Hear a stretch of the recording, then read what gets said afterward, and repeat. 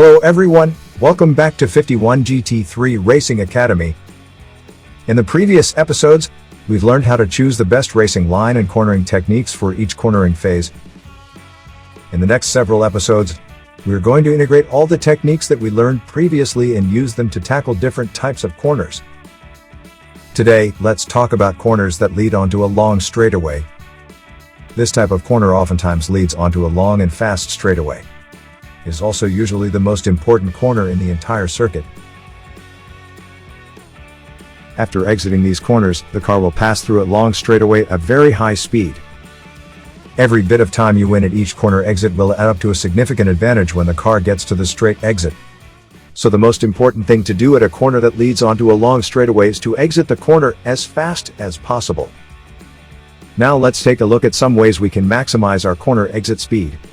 Take a high horsepower rear-wheel drive car as an example. The key to turning in this type of corner is to have the highest possible exit speed. The geometric line turns out to be the fastest line through a single corner like this one. But having a late apex can extend the corner exit phase, allowing the car to accelerate early and benefit from the upcoming long straightaway.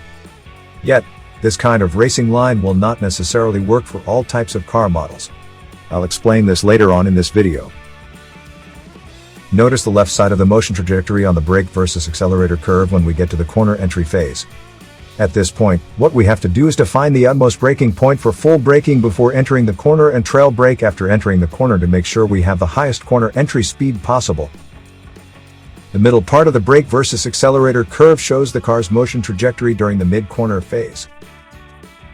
What we have to do now is to switch smoothly between the brake and throttle to balance the front and rear weight, releasing the overall grip of the car. When we get to the corner exit phase, we need to pay attention to the right side of the brake versus accelerator curve.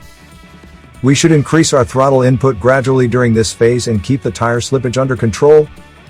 Meanwhile, we want to control the steering wheel and create the best slip angle to get good traction and maximum tire grip. Now let's take a look at the difference between a low horsepower front-wheel drive car. If you are driving a low horsepower front-wheel drive car with the drive wheels and weight in the front end of the car, you might want to choose a different racing line. This type of car usually has low acceleration capacity, which means we need to be mindful of any speed loss when cornering. If we choose the geometric racing line instead, the low horsepower front-wheel drive car will be able to make a turn around the maximum radius, allowing us to minimize the speed loss when cornering. If you choose a racing line with a late apex causing the car to overly decelerate, you will have to spend more time re-accelerating, which apparently will increase lap time. To sum it up, a high horsepower rear-wheel drive car should go along a late apex line, while a low horsepower front-wheel drive car should go along a geometric line. Last but not least, the best everyday practice is to use the help of a racing simulator and simulate an intensive practice at Shanghai International Circuit.